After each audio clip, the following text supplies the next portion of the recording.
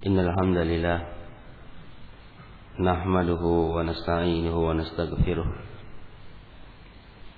wa na'udzu billahi min shururi anfusina wa min sayyiati a'malina may yahdihillahu fala mudilla lahu wa may yudlil fala hadiya lahu wa ashhadu an la ilaha illallah wahdahu la syarika lah wa ashhadu anna Muhammadan abduhu wa rasuluhu amma ba'd. Ayol ikhwatal kiram rahimani wa rahimakumullah. Di antara nikmat yang terbesar atau nikmat yang besar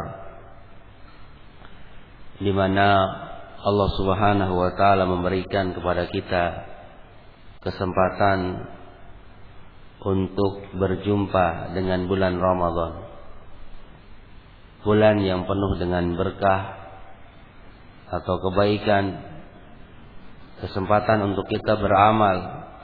Maka kalau Allah Subhanahu wa taala memberikan kesempatan dan kita berharap bahwasannya Ramadan yang tinggal beberapa hari lagi, Allah mengaruniakan kita untuk berjumpa dengan bulan Ramadan. Dan ini adalah kenikmatan yang besar yang wajib bagi kita untuk mensyukurinya. Coba kalau kita, barakallahu fikum, bisa kita berpikir atau kita coba sejenak berpikir, siapa saja di antara kita yang ternyata sudah tidak bersama kita lagi.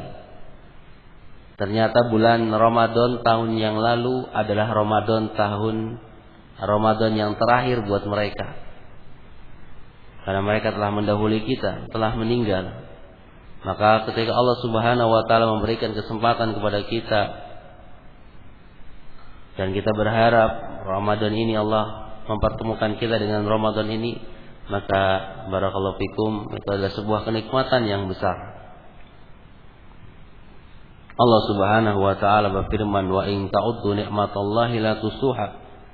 Dan jika kamu menghitung-hitung nikmat Allah, niscaya kamu tidak sanggup untuk menghitungnya. Ayol ikhwatal kiram rahimani wa rahimakumullah. Maka dari itu, barakallahu fikum, pergunakan kesempatan berjumpa dengan bulan Ramadan atau bertemu dengan bulan Ramadan dengan sebaik-baiknya. Anggap atau bisa jadi kita harus menanamkan dalam hati kita, bisa jadi bahwasanya Ramadan ini, atau tidak menutup kemungkinan Ramadan ini adalah Ramadan yang terakhir untuk kita. Sebagaimana Ramadan tahun lalu adalah Ramadan terakhir buat saudara-saudara kita, ikhwan kita, teman kita yang telah meninggal dunia. Ternyata Ramadan tahun lalu adalah Ramadan yang terakhir buat mereka. Rasulullah SAW bersabda, kata Rasulullah, "Igtanim khamsan qabla khamsin." Pergunakanlah yang 5 sebelum datang yang 5. Sababaka qabla haramika, masa mudamu sebelum masa tuamu. Wasihataka qabla saqamika, masa sehatmu sebelum masa sakitmu. Waginaka qabla faqrika, masa kayamu sebelum masa miskinmu. Wa faragaka qabla suglika, waktu luangmu sebelum waktu sempitmu. Wahayatika qabla mautika, masa atau kehidupanmu sebelum matimu. Sebuah hadis yang dikeluarkan oleh Al-Imam Hakim dan An-Nasa'i dan disahihkan oleh Al-Albani rahimahullah. Nasihat untuk kita semua bahwasannya kalau Allah memanjangkan umur kita, memberikan kesempatan kepada kita untuk berjumpa pada bulan Ramadan, maka jangan sia-siakan. Tidak menutup kemungkinan, barakallahu fikum, taruhlah Ramadan yang akan datang, tahun yang akan datang, Allah masih memperpanjang umur kita. Belum tentu dalam keadaan sehat. Mumpung kita sehat, mumpung waktu kita luang, barakallahu fikum, pergunakan dengan baik. Ayyuhal kiram rahimani wa rahimakumullah. Maka di antara bentuk kita di antara bentuk kita agar Ramadan tahun ini semoga Allah mengkaruniakan kita untuk berjumpa dengan bulan Ramadan, kita lalui dengan baik. Di antaranya adalah yang pertama adalah mengilmui yang terkait dengan puasa pada bulan Ramadan ini. Mengilmui yang terkait dengan puasa pada bulan Ramadan sehingga kita bisa beribadah dengan melakukan puasa pada bulan Ramadan sesuai dengan apa yang diajarkan oleh Rasulullah SAW, dan kita berharap amalan kita diterima oleh Allah Subhanahu wa taala.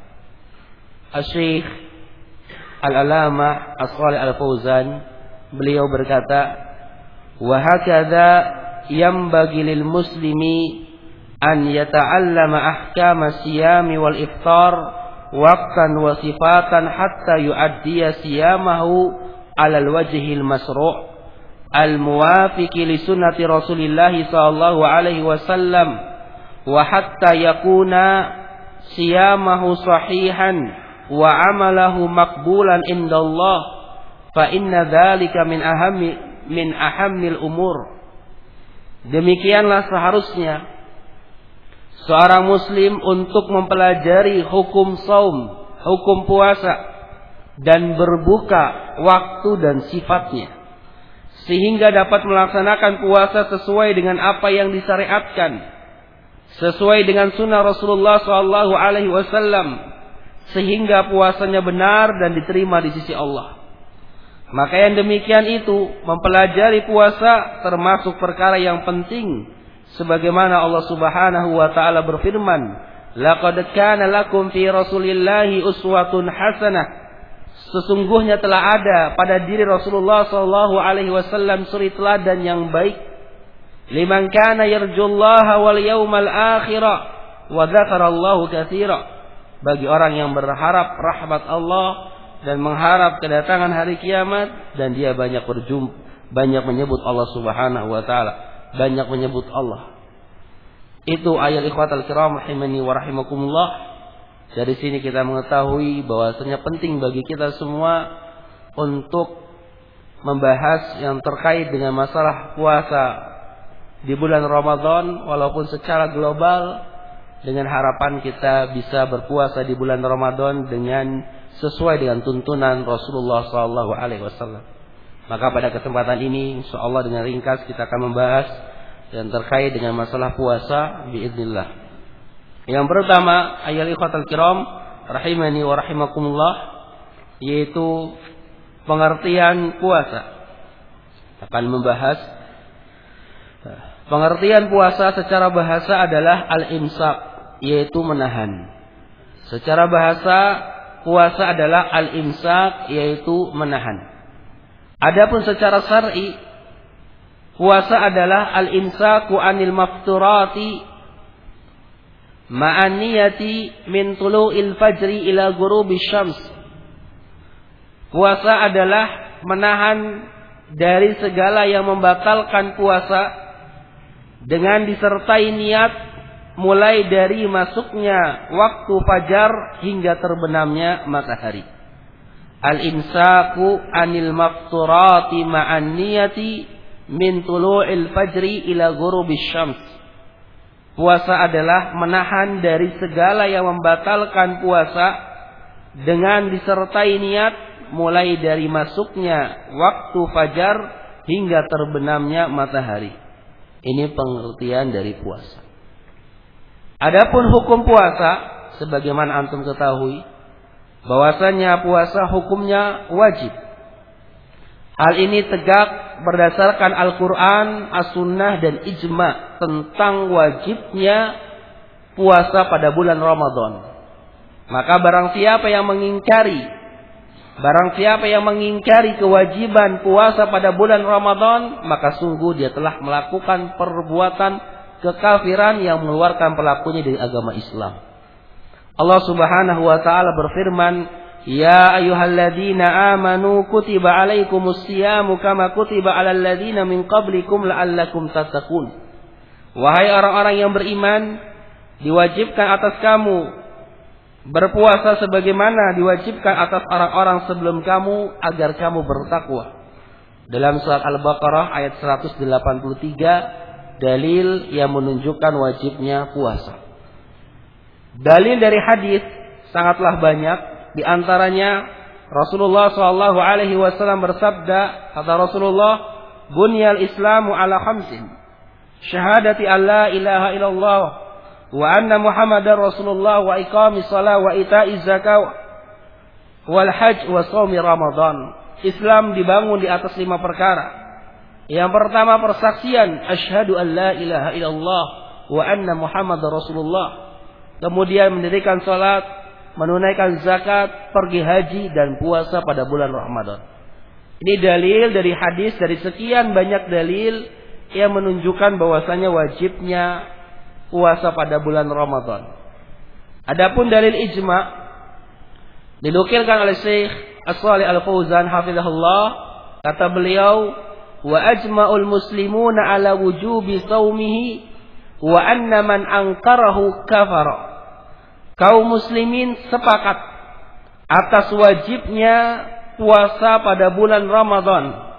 Barang siapa yang mengingkari kewajibannya, maka dia telah kafir. Ini dalil, beberapa dalil dari sekian banyak dalil yang menunjukkan wajibnya puasa pada bulan Ramadan dari ayat, dari hadis dan ijma'. Maka barang siapa yang mengingkari kewajiban puasa pada bulan Ramadan, dia telah melakukan perbuatan kemurtadan, perbuatan yang menyebabkan dia keluar dari agama Islam. Adapun jika seseorang meyakini kewajiban puasa namun dia tidak berpuasa karena malas atau karena hawa nafsunya, siang hari misalnya nongkrong di warteg atau yang semisalnya, maka dia telah melakukan perbuatan dosa besar namun tidak sampai mengeluarkan pelakunya dari agama Islam. Dia yakin puasa itu wajib, dia yakin puasa itu perintah Allah, perintah yang harus dilaksanakan, namun karena hawa nafsunya, temannya ikut buka di siang hari, temannya ikut makan, temannya ikut nongkrong di warteg, ikut nongkrong, maka dia telah melakukan perbuatan dosa besar yang Rasulullah sallallahu alaihi wasallam ancam dalam sebuah hadis. Kata Rasulullah, "Baina ana naimun id atani rajulani fa akhadha bidab'ayya fa ataya bi jabalan wa'ran faqala li is'ad." Ketika aku sedang tidur, datang kepadaku 2 orang malaikat. Mereka berdua mengambil kedua lenganku. Mereka membawaku ke sebuah gunung dengan jalan yang penuh dengan rintangan. Faqala li, mereka kedua malaikat ini berkata kepadaku, is'ad, mendakilah. Faqultu, maka aku berkata, inni la utikuhu, aku tidak dapat mendakinya. Faqala, mereka berdua berkata, inna sanusahiluhu laka, sesungguhnya kami akan membantu kamu, kami akan memudahkan kamu. Maka Rasulullah sallallahu alaihi wasallam bersabda, fasa'idtu hatta, maka Rasulullah berkata, fasa'idtu hatta idza kuntu fi sawa'il jabali idza ana bi aswatin syadidatin. Maka aku mendakinya, kata Rasulullah, ketika sampai di puncak gunung, aku mendengar suara yang sangat kencang dan aku bertanya, faqultu ma hadhil aswat, suara apakah ini? Kata Rasulullah bertanya kepada kedua malaikat tersebut. Qalu, mereka berkata, hada wa'u ahlin nar. Para mereka tersebut berkata, ini adalah teriakan penduduk neraka. Ini adalah teriakan penduduk neraka. Summan tuliqa bi fa idza ana biqaumin mu'allikina bi'araqibihim musyaqaqatun asdaquhum tasilu asdaquhum daman. Kemudian Rasulullah sallallahu alaihi wasallam berjalan bersama kedua malaikat tersebut ke tempat yang lain. Kemudian saya itu Rasulullah melihat sebuah kaum Melihat sebuah kaum tergantung di atas urat tumit. Ada sebuah kaum dilihat pemandangan tergantung di atas urat tumit, serta mulut mereka terbelah dan mengalir darinya darah. Kemudian Rasulullah SAW berkata, "Man haula? Siapa mereka ini?" Qala, malaikat tersebut berjawab, "Haula alladziina yuftiruna qabla tahillati shaumihim." Mereka itu adalah orang-orang yang berbuka sebelum waktunya, yaitu orang-orang yang tidak berpuasa.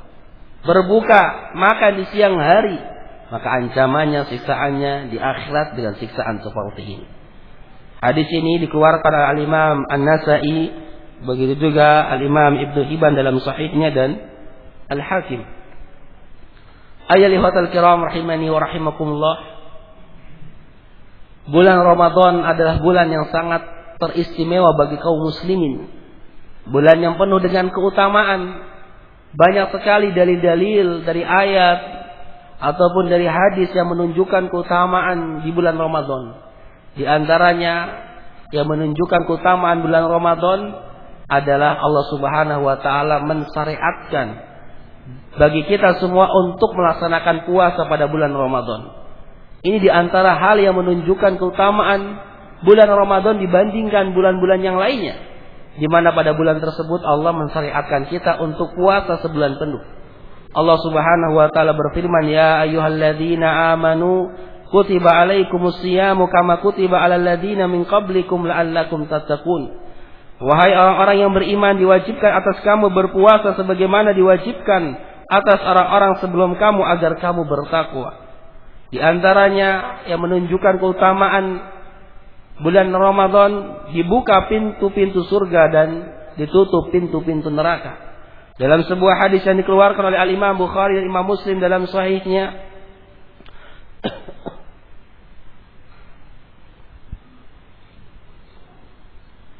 Rasulullah sallallahu alaihi wasallam bersabda, "Idza jaa Ramadhanu futihat abwabul jannah wa ghuliqat abwabun nar wa sufidatis syayatin." Apabila datang bulan Ramadan, dibuka pintu-pintu surga, ditutup pintu-pintu neraka dan dibelenggu syaitan. Dan di antara keutamaannya lagi adalah sebuah ayat yang sering kita baca, "Inna anzalnahu fi lailatul qadr." Wa ma adraka ma lailatul qadr. Lailatul qadri khairum min alfi sahr. Sesungguhnya kami telah menurunkan Al-Quran pada malam kemuliaan. Dan tahukah kamu apa malam kemuliaan itu? Itu malam kemuliaan yang lebih baik dari 1000 bulan. Yaitu ada di bulan Ramadan. Itu ayat ikhwatal kiram rahimani wa rahimakumullah. Sedikit dari sekian banyak keutamaan-keutamaan yang terkait dengan keutamaan di bulan Ramadan. Lalu ayat ikhwatal kiram rahimani wa rahimakumullah,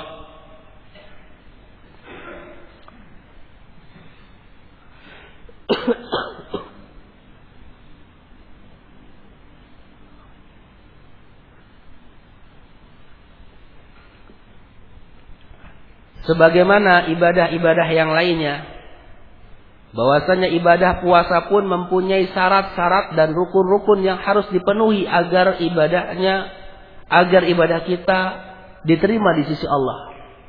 Adapun syarat-syarat Ramadan, syarat-syarat puasa, sebagaimana disebutkan oleh para ulama, yang pertama adalah Islam. Dan ini adalah syarat ibadah yang lainnya, yaitu Islam.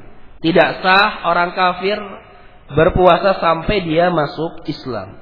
Allah Subhanahu wa taala berfirman dalam surat At-Taubah ayat 54, "Wa ma mana'ahum an tuqbala minhum nafaqatuhum illa annahum kafaru billahi wa bi rasulih." Dan tidak ada yang menghalangi mereka untuk diterima dari mereka nafkah-nafkahnya, melainkan karena mereka kafir kepada Allah dan Rasulnya. Maka syarat yang pertama ketika ingin ibadahnya diterima di sisi Allah adalah Islam. Maka tidak sah orang kafir berpuasa sampai dia masuk Islam. Lalu yang kedua, al-aqlu, berakal. Tidak sah orang gila sampai berakal. Rasulullah sallallahu alaihi wasallam bersabda, kata Rasulullah, rufi'al qalamu an salasati anin naimi hatta yastayqadha wa anis sabi hatta yahtalima wa anil majnuni hatta ya'kila. Diangkat pena dari 3 orang, dari orang yang tidur sampai dia bangun, dari anak kecil sampai dia balik, dari orang gila sampai dia berakal. Maka syarat yang kedua dari syarat agar ibadah puasa seseorang diterima di sisi Allah adalah berakal. Dan ini pun syarat dari ibadah-ibadah yang lainnya. Yang ketiga adalah balik. Anak kecil belum ada kewajiban berpuasa. Sebagaimana tadi hadis setelah kita bacakan. Sebuah hadis yang dikeluarkan oleh Al-Imam Abu Daud, At-Tirmidzi dan Ibnu Majah. Lalu syarat yang keempat adalah orang yang mampu untuk berpuasa. Syarat yang keempat adalah orang yang mampu untuk berpuasa. Orang sakit yang tidak mampu berpuasa tidak wajib berpuasa. Begitupun bagi orang yang lanjut usia yang tidak sanggup untuk berpuasa tidak wajib untuk berpuasa. Boleh baginya berbuka. Ini syarat yang keempat diwajibkan bagi seseorang untuk berpuasa. Lalu syarat yang kelima adalah al-mukim, yaitu mukim. Tidak wajib berpuasa bagi seorang musafir. Yang kelima adalah al-mukim, tidak wajib berpuasa bagi seorang musafir. Allah Subhanahu wa taala berfirman dalam surah Al-Baqarah ayat 185, "Wa man kana maridan aw ala safarin fa iddatum min ayyamin ukhra." Dan barang siapa yang sakit atau dalam perjalanan lalu ia berbuka, tidak berpuasa, maka wajib baginya berpuasa sebanyak hari yang ditinggalkannya tersebut pada hari-hari yang lain. Itu syarat yang kelima dari syarat diwajibkan seseorang untuk berpuasa. Lalu syarat yang keenam, tidak lagi haid dan tidak lagi nifas. Syarat yang kelima, syarat yang keenam, tidak lagi haid dan tidak lagi nifas. Tidak sah orang yang sedang haid atau wanita yang sedang haid dan nifas sampai bersih dari haid dan nifas. Ini syarat yang keenam diwajibkan seseorang untuk berpuasa. Rasulullah sallallahu alaihi wasallam bersabda, "Alaisa idza hadat lam tusalli wa lam tasum?" Qulna bala, qala fadzalika min nuqsadiniha. Min nuqsani diniha. Bukankah jika haid seorang wanita tidak salat dan tidak berpuasa, maka para wanita berkata, "Benar wahai Rasulullah, inilah bentuk kekurangan pada agamanya."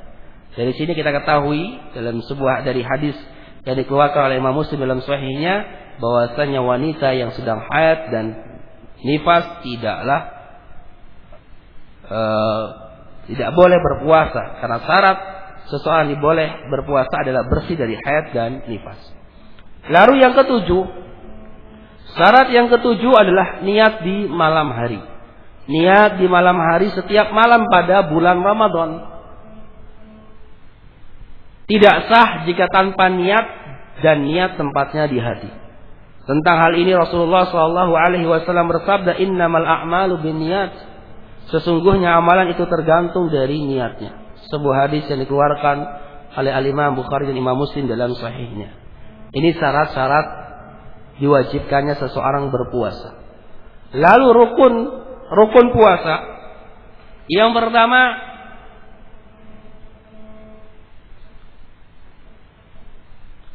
pertama menahan dari segala sesuatu yang membatalkan puasa, dari makan, minum, dan berhubungan suami istri serta yang lainnya. Ini rukun yang pertama. Itu menahan dari segala sesuatu yang membatalkan puasa, makan, minum, dan berhubungan suami istri serta yang lainnya. Lalu yang kedua, rukun yang kedua dari rukun puasa yaitu zaman, waktu, yaitu siang hari di bulan Ramadan, yaitu dari masuknya waktu fajar hingga terbenamnya matahari. Sebagaimana Allah Subhanahu wa taala berfirman dalam surat Al-Baqarah ayat 187, Wa kulu washrabu hatta yatabayyana lakumul khaytul abyadu minal khaytil aswadi minal fajr. Dan makan minumlah hingga terang bagimu benang putih dari benang hitam, yaitu waktu fajar. Dari sini kita mengetahui di antara rukun puasa adalah waktu zaman, yaitu siang hari di bulan Ramadan, yaitu dari masuknya waktu fajar hingga terbenamnya matahari. Karena ketika ada seseorang misalnya berpuasa, dia mengganti puasa waktunya, dia mulai dari tenggelamnya matahari sampai terbitnya fajar, dibalik dia. Mulai malam hari puasanya, nggak sah puasa. Atau dia pindah puasa Ramadannya diganti di selain bulan Ramadan, maka tidak sah puasanya. Dua rukun ini menjadi rukun puasa. Lalu ayat ikhwatal kiram rahimani wa rahimakumullah, pembahasan yang selanjutnya adalah perkara-perkara yang membatalkan puasa. Perkara-perkara yang membatalkan puasa, yang pertama adalah makan, jelas makan dan minum dengan sengaja. Makan dan minum dengan sengaja. Adapun kalau lupa tidaklah membatalkan puasa. Sebagaimana dalam sebuah hadis dari Abu Hurairah radhiyallahu taala anhu, Nabi SAW bersabda, "Man nasiya wa huwa shaimun fa akala aw shariba falyutimma shaumahu fa innama at'amahu Allahu wa syaqah." Barang siapa yang lupa sedangkan dia dalam keadaan berpuasa lalu makan dan minum, maka sempurnakanlah puasanya, sesungguhnya Allah telah memberinya makan dan minum. Sebuah hadis yang dikeluarkan oleh Al-Imam Bukhari dan Imam Muslim. Ketika seseorang lupa satu piring habis, ingatnya setelah habis, maka sempurnakan puasanya, jajannya. Sudah masuk aja.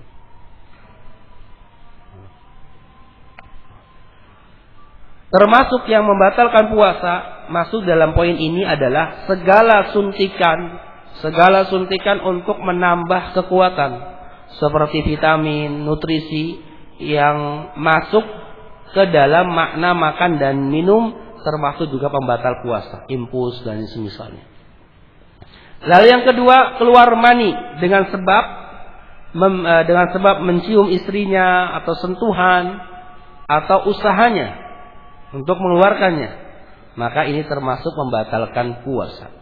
Keluar mani dengan sebab mencium istrinya atau yang semisalnya, usahanya, maka ini termasuk membatalkan puasa. Adapun kalau karena mimpi malam tidur, ternyata paginya mimpi basah atau terlihat keluar mani misalnya, tidaklah membatalkan puasa. Berkata Syekh As-Shalih Al-Fauzan hafizahullah, "Wa naimu idza kalama fa anzala fala sayun alaihi wa siyamuhu sahihun lianna dzalika waqa'a biduni ikhtiyar lakin yajibu alaihi al-igtisalu minal janabah." Orang yang tidur apabila bermimpi dan keluar mani, maka tidak mengapa, puasanya sahih, benar atau sah, dikarenakan yang demikian terjadi tanpa usahanya, tetapi wajib atasnya mandi dari janabah. Selesai As-Shalih Al-Fauzan hafizahullah. Lalu yang ketiga, membatal puasa yang ketiga adalah berhubungan suami istri di siang hari di bulan Ramadan. Dalam sebuah hadis yang diriwayatkan oleh Abu Hurairah radhiyallahu taala anhu, beliau berkata, kami sedang duduk di sisi Rasulullah sallallahu alaihi wasallam. Tiba-tiba datang seorang laki-laki dan berkata, "Wahai Rasulullah, celakalah aku." Berkata Rasulullah sallallahu alaihi wasallam, "Apa yang membuat kamu celaka?" Orang tersebut berkata, "Aku telah menjimai atau aku telah menggauli istriku sedangkan aku dalam keadaan berpuasa." Dalam riwayat yang lain, "Aku telah berhubungan suami istri. Aku telah menggauli istriku di bulan Ramadan." Berkata Rasulullah sallallahu alaihi wasallam, "Apakah kamu mempunyai budak untuk dibebaskan?" Kata Rasulullah bertanya kepada laki-laki tersebut. Berkata laki-laki tersebut, "Tidak, wahai Rasulullah." Berkata Rasulullah sallallahu alaihi wasallam, "Apakah kamu bisa berpuasa 2 bulan berturut-turut?" Tanya Rasulullah kepada laki-laki tersebut. Maka Rasulullah laki-laki tersebut tidak. Kemudian Rasulullah SAW berkata lagi, apakah kamu bisa memberi makan kepada 60 orang miskin? Berkata laki-laki tersebut menjawab dengan jawaban tidak. Maka Nabi SAW setelah menanyakan 3 perkara tersebut, diam. Di antara kami pun, yaitu para sahabat pun ikut diam. Sesaat kemudian Nabi SAW diberi satu keranjang berisi kurma. Kemudian Rasulullah SAW berkata, di mana orang yang bertanya tadi? Kemudian orang tersebut berkata, saya wahai Rasulullah. Kemudian Rasulullah SAW berkata, ambillah ini, sekeranjang kurma ini, sedekahkanlah dengannya. Maka berkata laki-laki tersebut, apakah saya mensedekahkan kepada orang yang lebih fakir kepada aku, wahai Rasulullah? Demi Allah, adakah di antara 2 bukit ini penghuni rumahnya yang lebih fakir daripada penghuni rumahku? Maka Rasulullah SAW pun tertawa sampai terlihat gigi geraham bagian depannya. Kemudian Rasulullah SAW berkata kepada orang tersebut, beri makanlah dengannya, dengan sekeranjang kurma tersebut, keluargamu. Itu barakallahu fikum hadis yang dikeluarkan oleh Imam Bukhari dan Imam Muslim yang menunjukkan bahwasanya berhubungan suami istri di siang hari bulan Ramadan termasuk pembatal puasa. Wallahu taala alam bisawab. Insyaallah karena sudah masuk waktu asar dan Ustaz Mubarak hafizahullah telah datang, insyaallah dilanjutkan oleh beliau. Subhanakallahumma wa bihamdika asyhadu an la ilaha illa anta astaghfiruka wa atubu ilaik.